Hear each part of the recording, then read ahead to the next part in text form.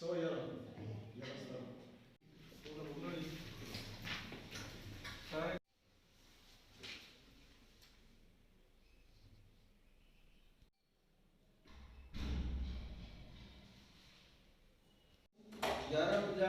आत्मनिर्भर भारत मैं तो खड़े को ना मेरे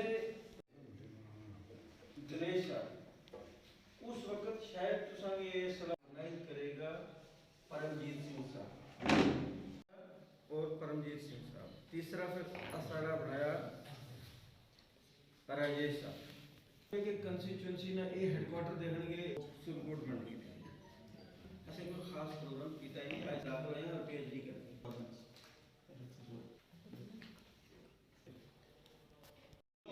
क्यों आप खड़े होंगे नहीं हम इसमें ठीक है आगे तो पास कर रहे हो तो इसकी नहीं देखो ये बढ़िया सारे के सारे में पढ़ ले हां ठीक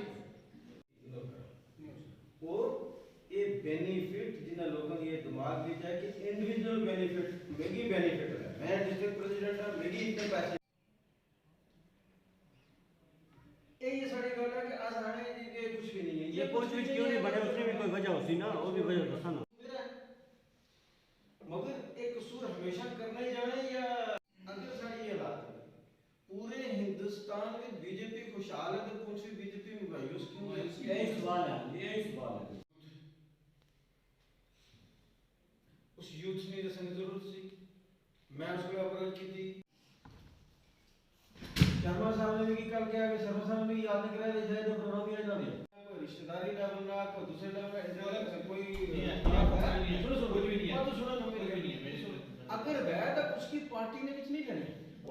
ना इन्होंने गौर नहीं ना मेरी निकली आसानी गल टोट नहीं खत्म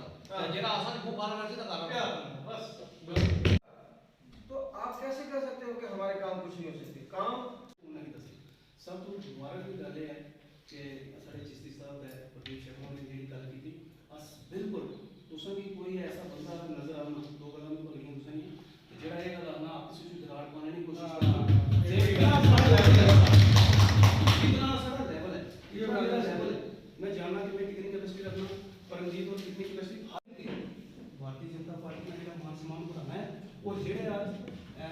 डिस्ट्रिक्ट पार्टी के जेड़े सारे बंदे हैं वो नहीं आए अगली मीटिंग 4 दिन पहले उन्हें क्या आना शुरू करना ताकि एक बंदा भी बाहर ना रहे क्योंकि जेड़ा उससे प्रोग्राम हम ले रहे थे वो अगले दोबारा फिर मीटिंग